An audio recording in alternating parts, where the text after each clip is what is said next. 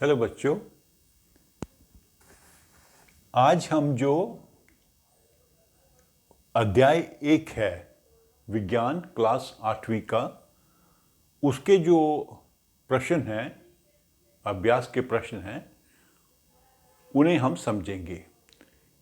इसी अध्याय पर मैंने एक वीडियो बनाकर आपको क्वेश्चन नंबर 1 to 6, प्रश्न नंबर 1 से लेकर 6 तक समझा दिए थे। वो वीडियो आपने नहीं देखा हो तो उसको आप एक बार देख लो, तो फिर आप अगले जो बाकी 5-6 क्वेश्चन हैं उनको भी समझ पाओगे। तो हम आ जाते हैं अगले क्वेश्चन पर। अगला क्वेश्चन है नंबर 7। ठीक है, 6 तक मैंने आपको अलग वीडियो में करके बताए थे। तो अभी हम आ जाते हैं क्वेश्चन नंबर 7 पर। तो क्वेश्चन नंबर 7 क्या है? यदि गेहूं को खरीफ ऋतु में उगाया जाए तो क्या होगा? चर्चा कीजिए। आप बुक निकाल दीजिए, बुक से एक क्वेश्चन पढ़िए। तो अभी आपको मालूम है कि दो हमारे देश में सोइंग सीजन है, फसल बोने के 2 सीजन है। एक है खरीफ सीजन जो शुरू होता है मई और जून में जब वर्षा ऋतु आरंभ होती है, और समाप्त होता है जाके सितंबर अक्टूबर में जब वर्षा ऋतु खत्म होती है।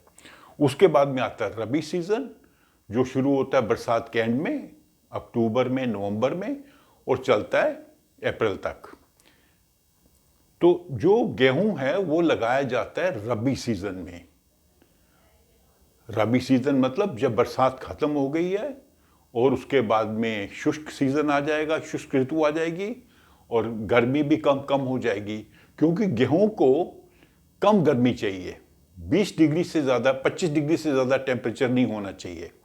और जब बोते हैं गेहूं के पौधे तो उस समय हवा में और ज़मीन में हल्की नमी होनी चाहिए, जैसा कि अक्सर वर्षा ऋतु के समाप्ति पर होता है। तो अगर हम गेहूं को खरीफ सीजन में लगाएंगे तो उस समय क्या होगा? एक तो अधिक वर्षा होगी, वर्षा ऋतु में अधिक वर्षा होगी, जमीन गीली होगी। दूसरा, जो टेम्परेचर है, तापमान, वो 25 डिग्री से अधिक होगा, 25 डिग्री सेंटीग्रेड से अधिक होगा। और तीसरा, उस मौसम में कुछ कीड़े मकोड़े भी होंगे, पेस्ट भी होंगे। तो ये सब चीजें जो हैं गेहूं की फसल को खराब कर देंगे। मतलब हमारे गेहूं के पौधे उगेंगे नहीं, और उगेंगे तो उनकी अच्छी फसल नहीं होगी। इसलिए खरीफ सीजन में हम गेहूं को नहीं लगाते हैं, क्योंकि उस समय वर्षा अधिक होती है, जमीन गीली होती है, तापमान भी 25 डिग्री से ज़्यादा होता है, और उस समय के जो कीड़े मकोड़े हैं, जो पेस्ट हैं, वो हमारे गेहूं के पौधों को खराब कर देंगे और हमारी गेहूं की फसल नहीं होगी। इन 3 कारणों के कारण खरीफ में हम गेहूं नहीं लगाते हैं। तो आपने ये 3 चीज़ें बतानी है। गेहूं क्यों नहीं लगाते हैं खरीफ सीजन में? क्योंकि उस समय वर्षा अधिक होती है, ज़मीन गीली होती है, तापमान भी 25 डिग्री से अधिक होता है, और उस समय के जो कीड़े मकोड़े हैं वो जो है हमारी गेहूं की फसल को खराब कर देंगे। और इन 3 कारणों के कारण अगर खरीफ में हम लगाएंगे गेहूं तो उसकी फसल नहीं होगी। तो यह हो गया आपका क्वेश्चन नंबर 7 कि खरीफ सीजन में हम गेहूं क्यों नहीं लगाते हैं। फिर आ गया 8वां क्वेश्चन।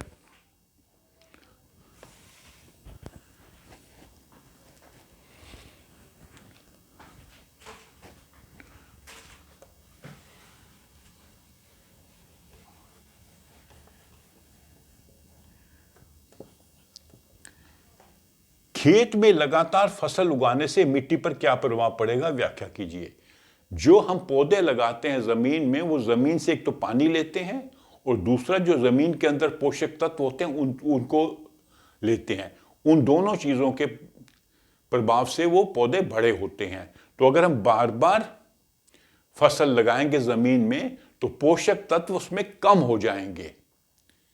तो पोषक तत्व कम हो जाएंगे तो उसके बाद में जो पौधे लगेंगे वो अच्छे से बड़े नहीं होंगे, उनमें अच्छी फसल नहीं लगेगी, फल फूल अच्छे नहीं लगेंगे। इसलिए हमें जमीन में फिर खाद डालनी पड़ती है ताकि पोषक तत्व उसमें जमीन में बने रहे, उनकी मात्रा जो घट गई थी वो फिर बराबर हो जाए, जितनी मात्रा में होने चाहिए उतनी मात्रा में आ जाए। तो लगातार फसल उगाने से मिट्टी में पोषक तत्वों की कमी हो जाती है, इसलिए हमें जमीन में किसानों को खाद डालनी पड़ती है। ठीक है, तो ये आपका क्वेश्चन 8 हो गया। क्या आंसर हुआ कि लगातार फसल लगाने से जमीन में या मिट्टी में पोषक तत्वों की कमी हो जाती है और उसके कारण पौधे अच्छी तरह बढ़ते नहीं हैं और फसल हमारी अच्छी नहीं होती है। इसलिए किसान को जमीन में खाद डालनी पड़ती है ताकि पोषक तत्वों की कमी पूरी हो जाए, पोषक तत्वों की कमी है उसकी भरपाई हो जाए। फिर आ जाते हैं क्वेश्चन नंबर 9 पे। खरपतवार क्या है? खरपतवार अवांछित, क्या कहते हैं इसमें वर्ड क्या है, अवांछित पौधे हैं जो अपने आप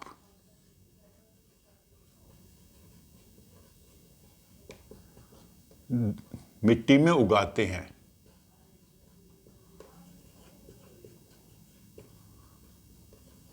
तो खरपतवार वो पौधे हैं जो अपने आप मिट्टी में उगाते हैं, ये अवांछित हैं। हमने ये पौधे लगाए नहीं, हमें चाहिए भी नहीं है। और ये पौधे क्या करते हैं, जो फसल हमने लगाई है उस फसल के साथ स्पर्धा करते हैं। किस चीज की? पोषक तत्वों के लिए स्पर्धा करते हैं, पानी के लिए करते हैं, जगह के लिए करते हैं और धूप के लिए करते हैं। तो ये हमारे पौधों को धूप से, पानी से, पोषक तत्वों से, जगह से वंचित कर देते हैं और उस कारण हमारी फसल अच्छी नहीं होती। इसलिए इनको हटाना जरूरी होता है।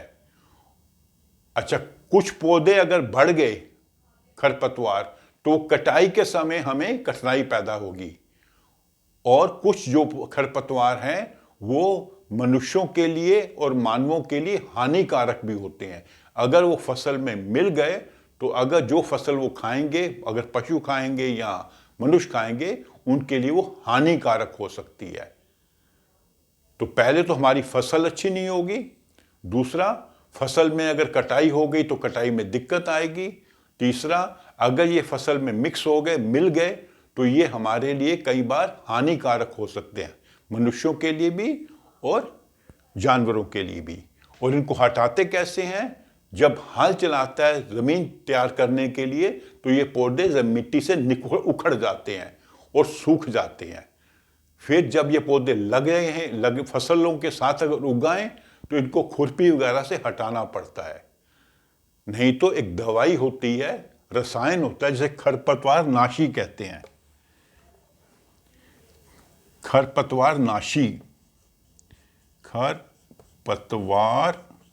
नाशी ये एक रसायन है, एक दवाई है जिसको हम खेत में डालेंगे तो खरपतवार जो हैं उससे मर जाएंगे, लेकिन हमारे पौधों को नुकसान नहीं होगा। लेकिन इनको डालते समय किसान को पूरी अपनी प्रोटेक्शन करनी पड़ती है ताकि उसको उस केमिकल से कोई हानि ना हो, इस रसायन से कोई हानि ना हो।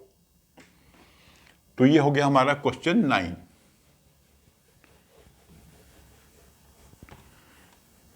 ठीक है, फिर आ जाते हैं हम क्वेश्चन नंबर 10। क्वेश्चन नंबर 10 में अगर आप देखेंगे, बुक खोलेंगे तो उन्होंने 7 स्टेप्स लिखे हुए हैं, 7 स्टेप्स लिखे हुए हैं कि अगर हम गन्ने की फसल लगाते हैं तो कौन सा स्टेप सबसे पहले होगा, कौन सा कार्य सबसे पहले किया जाएगा। तो उसमें सबसे पहले कार्य किया जाएगा 5वां, मिट्टी तैयार करना।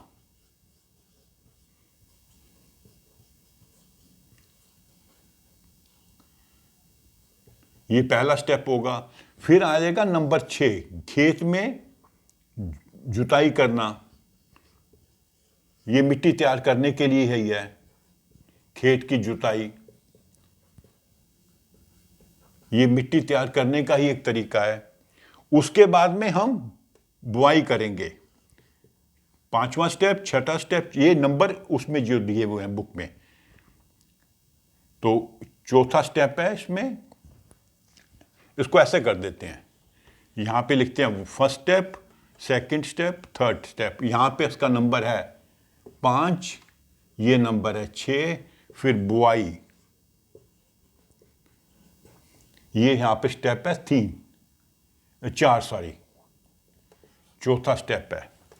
और यहां पे उसके बाद में आएगा सिंचाई, पानी देना। पौधे लगा दिए, सिंचाई करना पड़ेगा, जो 2 स्टेप है। आपकी बुक में ये नंबर है, इस क्रम में इनको हमें करना होगा। फिर उसके बाद में खाद देना,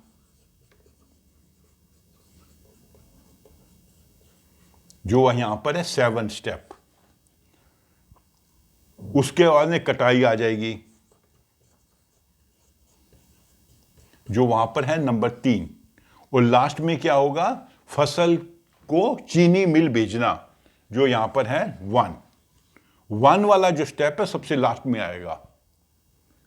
ये जो 1 बॉक्स में लिखा हुआ है सबसे लास्ट में आएगा, फसल को चीनी मिल भेजना, चीनी मिल भेजना।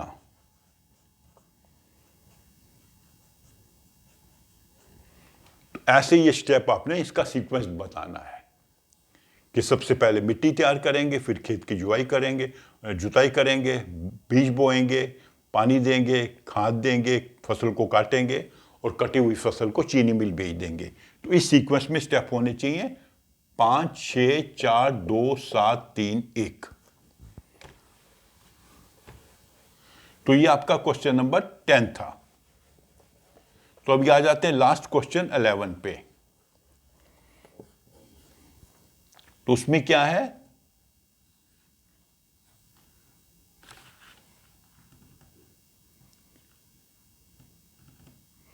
नीचे दिए गए संकेतों की सहायता से पहेली को पूरा करो। ऊपर से नीचे, दाएं से बाएं आपको बॉक्सेस बना के दिए हुए हैं, उन बॉक्सेस में आपने वर्ड्स लिखने हैं। जैसे मैं ये बना के दिखाता हूं, यहां पे 3 बॉक्स बने हुए हैं, फिर यहां पे 1 बॉक्स है, फिर यहां भी 3 बॉक्स हैं,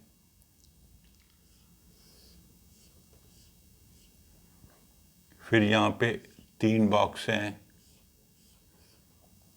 फिर यहां पर कितने हैं, 1, 2, 3, 4, 5, 1,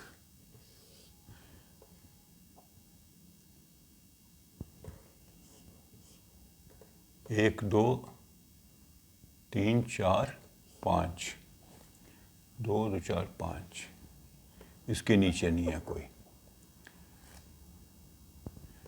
फिर यहां पर है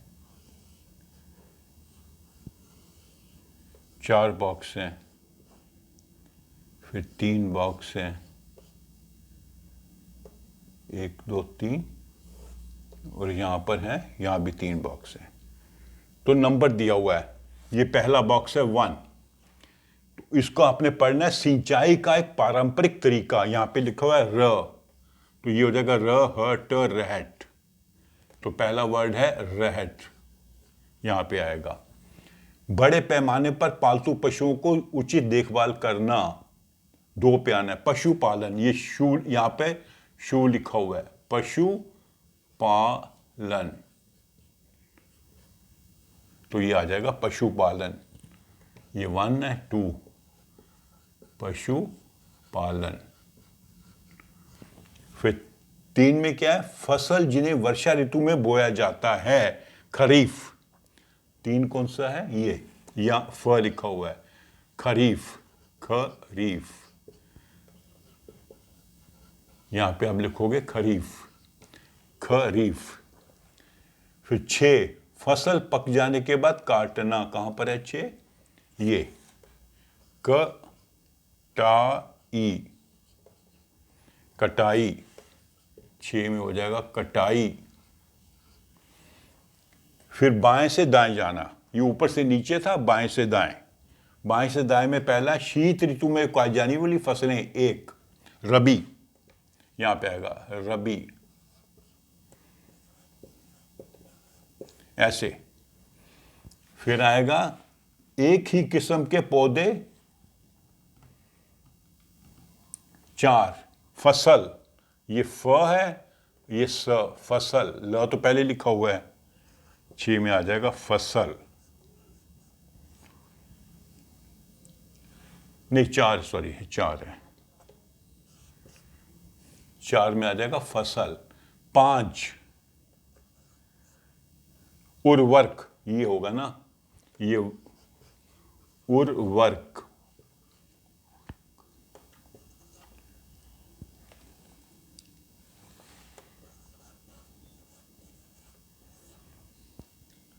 फिर उसके बाद क्या आएगा, खरपतवार हटाने की प्रक्रिया, 7 यहां पे आएगा निराई।